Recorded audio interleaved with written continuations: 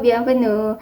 Aku Nasyareta dan hari ini aku akan membahas tentang PPh 4 ayat 2 dalam EBUPOD Subunit. Oke, sama hanya di video tutorial lain, aku sangat-sangat menyarankan untuk menonton materinya terlebih dahulu. Aku akan simpan di sini. Nah, di materi itu aku sudah menjelaskan tentang PPh 4 ayat 2 ini, jadi silahkan ditonton dulu. Kalau misalkan sudah ditonton dan dirasa sudah paham, silahkan lanjut aja ke tutorialnya. Oke, seperti biasa kita harus cross-check dulu syarat-syarat untuk PPh 4 sebelum kita memasuki ke tutorialnya. Syarat di sini tidak banyak-banyak, hanya 2 saja, dan semuanya harus terpenuhi. Jika ada salah satu saja yang tidak terpenuhi, berarti itu bukan syarat PPh 4. Mungkin saja itu jenis pajak yang lain seperti PPh 21, PPh 22, PPh 23, atau PPN. Oh ya, ini adalah video tutorial terakhir yang akan aku berikan dalam seri perpajakan instansi pemerintah. Jadi kalau misalkan ada hal lain yang mungkin aku harus buat videonya, materi apa yang harus aku buat, atau mungkin tutorial apa yang harus aku buat untuk perpajakan lain, silahkan tulis saja di kolom komentar di bawah, nanti aku akan buatkan untuk kalian, supaya ilmu tentang perpajakannya semakin meningkat.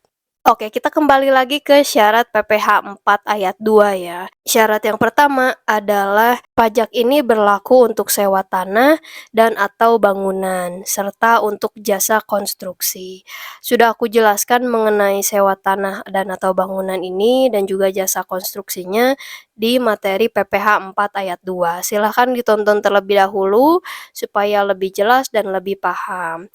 Dan apalagi untuk jasa konstruksi, di sana banyak sekali jenis tarif yang berlaku tergantung dari jenis konsultannya. Jadi harus disimak baik-baik materi PPh 4-nya ya, supaya tidak bingung. Seperti itu. Dan syarat yang kedua adalah apabila transaksi di bawah 2 juta, maka menggunakannya nilai transaksi.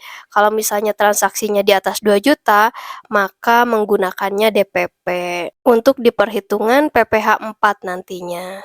Oke, jika sudah memenuhi syarat untuk PPh 4 ini, silahkan lanjut saja ke tutorialnya. Seperti biasa, kita akan masuk ke subunittip.pajak.go.id. Hati-hati ya, jangan sampai salah memasukkan alamat websitenya. Dan kemudian kita akan masukkan ID subunitnya dan juga passwordnya. Dan jangan lupa kita akan masukkan kode keamanannya. Boleh huruf besar maupun huruf kecil. Lalu klik login. Oke, kita sudah masuk ke EBUPOD Subunit atas nama SD Rajin Menabung. SD Rajin Menabung ini sekolah fiktif ya, hanya karangan aku semata.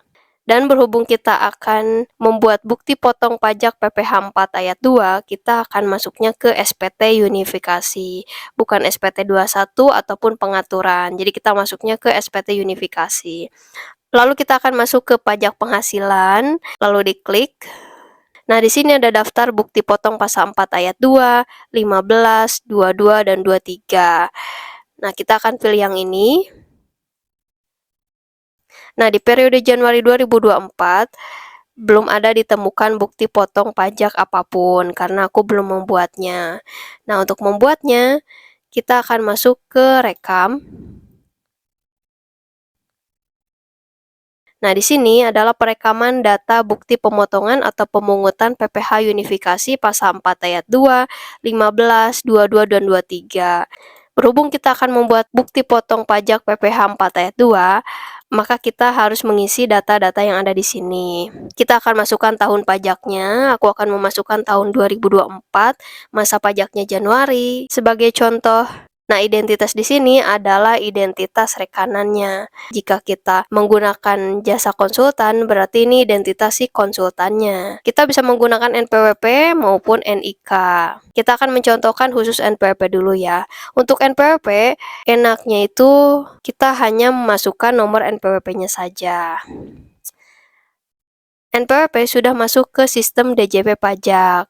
Maka sekalinya menginput NPWP, maka akan otomatis keluar si pemilik NPWP tersebut. Nah, jika akan menggunakan NIK atau nomor KTP, NIK ini tidak terdaftar di sistem DJP pajak, maka harus diinput nomor NIK-nya, dan nama yang sesuai dengan yang ada di KTP. Lalu klik cek. Nah, data sudah ditemukan, berarti nomor KTP dan nama KTP-nya sudah valid ya. Jadi bisa digunakan. Kita akan mengambil contoh apabila nama di KTP-nya itu misalnya tidak sesuai. Aku akan menambahkan huruf I-nya 1 lagi. Ini tidak sesuai dengan namaku ya. Mari kita cek. Nah, NIK dan nama tidak sesuai. Cek kembali kesesuaian penulisan NIK dan nama atau silahkan hubungi call center Dukcapil. Nah, ini apabila NIK-nya tidak sesuai, maka akan keluar seperti itu. Kita akan kembali ke NPWP saja ya. Dan NPWP yang aku masukkan adalah NPWP ku pribadi, tapi anggap saja NPWP ini adalah NPWP rekanan. Lalu klik berikutnya. Nah, di sini ada pilihan kode objek pajak ya. Jadi untuk PPh 4 ayat 2 ini ada dua pilihan yang sering muncul di instansi pemerintah. Nah, di sini kode objek pajaknya sudah tercampur dengan PPh pasal 22, PPh pasal 23, PPh 15, kemudian PPh 4 ayat 2. Nah, karena kita akan membahas PPh 4 ayat 2, kode objek pajaknya khusus untuk yang sewa tanah dulu, kita bisa langsung mencari dengan kode 28 strip 403. Nah, di sini sudah tersedia persewaan tanah dan atau bangunan, maka bisa diklik. Jika ingin membuat bukti potong pajak khusus untuk jasa konstruksi, maka tidak perlu men-scroll dari atas sampai ke bawah. Kita hanya cukup mengetik saja angka 28 strip 409. Itu benar-benar khusus untuk konstruksi saja dengan beberapa syarat-syarat sesuai dengan kualifikasi. Jadi silahkan dipilih saja. Dan untuk tarif-tarifnya sudah saya jelaskan di materi PPh 4. Silahkan dicek ya. Misalnya aku akan memilih pelaksanaan konstruksi dengan kualifikasi usaha kecil. Jadi pilih yang ini. Gitu, nanti tarifnya adalah 2%. Dan aku akan kembalikan saja ke khusus untuk persewaan tanah atau bangunan. Maka aku akan memilih kodenya 28 strip 403. Oke, kita kembali lagi ke persewaan tanah dan atau bangunan. Nah, jumlah penghasilan brutonya di sini sebenarnya ada batasnya. Kalau dari segi tarifnya sudah jelas untuk persewaan tanah, tarifnya adalah 10%. Nah, untuk jumlah penghasilan bruto tergantung dari berapa transaksi yang dikeluarkan. Sesuai aturan dari pajak, apabila sewa tanahnya di bawah 2 juta rupiah, maka langsung saja memasukkan nilai transaksinya. Misalnya untuk sewa tanah dan atau gedung atau bangunan senilai Rp1.500.000, langsung saja ditulis Rp1.500.000. Maka hasilnya adalah Rp150.000. Di sini sudah otomatis ya keluar hasilnya. Dan apabila ternyata untuk persewaan tanah dan atau bangunannya di atas 2 juta rupiah, maka jangan langsung menulis nilai transaksinya, tapi kita harus menulis DPP-nya terlebih dahulu. Dan untuk DPP, seperti yang sudah saya bilang, DPP ini rumusnya adalah nilai transaksi dikali 100 dibagi 111. Dan untuk yang nilai transaksinya 5 juta rupiah, maka harus dikalikan dengan 100 dan dibagi 111. Maka hasil DPP-nya adalah 4504505. Dan ini hasilnya sudah otomatis keluar berjumlah Rp450.450. Dan kita akan klik berikutnya. Nah, di sini ada yang namanya dokumen dasar pemotongan. Jangan khawatir, meskipun di sini tulisannya tidak ditemukan, itu artinya kita harus menambahkan dokumennya. Dokumen dasar pemotongan ini adalah sebagai bukti dokumen yang dijadikan dasar pemotongan pajak PPh 4 ayat 2. Dan dokumen ini bisa digunakan oleh berbagai macam ya. Kita bisa lihat saja nanti. Kita akan klik tambah. Nah, di sini ada berbagai macam dokumen, ada faktur pajak, invoice, pengumuman, surat perjanjian, bukti pembayaran, akta perikatan, akta RUPS, dan surat pernyataan. Silakan dipilih yang sesuai dengan dokumen yang ada. Misalnya kita akan membuat surat perjanjian. Nah, ini nomor dokumennya saya akan input secara asal saja ya. Sesuaikan saja dengan dokumen yang ada di tempat masing-masing, seperti itu. Misalnya aku akan menginput nomor 012345 misalkan ya. Dan untuk tanggalnya aku akan mencantumkan tanggal 7 Januari saja sebagai contoh ya. Maka klik tambahkan.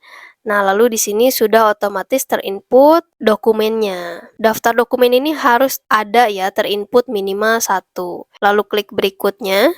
Nah, di sini kita akan masukkan penanda tangannya atau identitas pemotong pajaknya sebagai orang yang bertanggung jawab atas pemotongan pajak tersebut. Kita akan pilih penanda tangan sebagai pengurus. Nah, lalu untuk penanda tangan bukti potongnya, di sini sudah banyak sekali yang terdaftar ya. Maka saya akan meminta izin kepada Ibu Titi ya. Saya minta izin sebagai contoh ya Ibu. Nah, lalu klik kalimat pernyataannya. Dengan ini saya menyatakan bahwa bukti pemotongan atau pemungutan unifikasi telah saya isi dengan benar dan telah saya tanda tangani secara elektronik. Lalu klik simpan. Dan sukses. Data berhasil disimpan. Apakah Anda ingin merekam bukti potong pasal 4 ayat 2, 15, atau 22, atau 23 lagi? Jika iya, klik ya. Jika tidak, klik tidak. Oke, untuk bukti potongnya sudah selesai dibuat.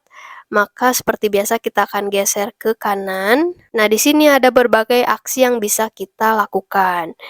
Ada yang gambar mata khusus untuk melihat bukti potong pajak yang telah dibuat. Kemudian jika ada hal yang mungkin harus diubah dari bukti potongnya, mungkin ada kesalahan penginputan NPWP atau misalkan kesalahan penginputan jumlah nilai brutonya, bisa klik ubah. Dan jika ingin menghapus bukti potongnya, silahkan dihapus saja, tidak apa-apa, nanti dibuat lagi. Nah, jika ingin membuat kode billingnya, silahkan klik buat kode billing. Nah, di sini kita harus membuat uraian billingnya terlebih dahulu. Uraian billing ini adalah keterangan di billing pajaknya nanti. Berhubung tadi kita sedang menyewa tanah atau bangunan, maka kita akan nuliskan PPh 4 ayat 2 sewa gedung olahraga. Jika sudah, maka klik buat billing. Dan sukses. Pembuatan kode billing sudah berhasil. Klik OK. Nah, di sini sudah tercantum ya ID billingnya. Lalu kita akan geser lagi. Nah, jika kita akan mencetak kode billingnya, bisa klik cetak billing. Nah, di sini adalah hasil dari cetakan kode billingnya. Bisa di-download maupun di-print, sesuaikan dengan kebutuhan ya. Nah, jangan lupa ketika sudah membayar pajaknya lewat bank atau kantor pos, jangan lupa untuk menginput NTPN-nya di EBUPOT. Sudah saya jelaskan untuk penginputan NTPN-nya di videoku yang sebelumnya, jadi silahkan dicek saja atau bisa cek di deskripsi box di bawah.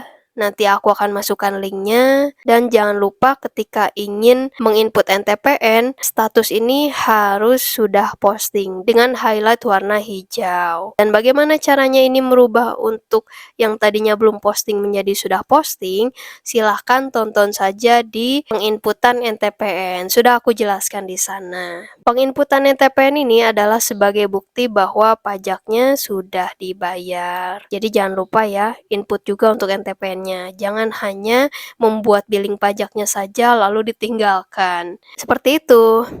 Oke, gimana dengan tutorialnya? Apakah sudah paham? Sudah mengerti?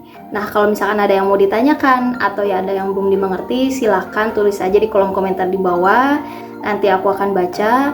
Dan sampai jumpa di videoku selanjutnya. A bientôt!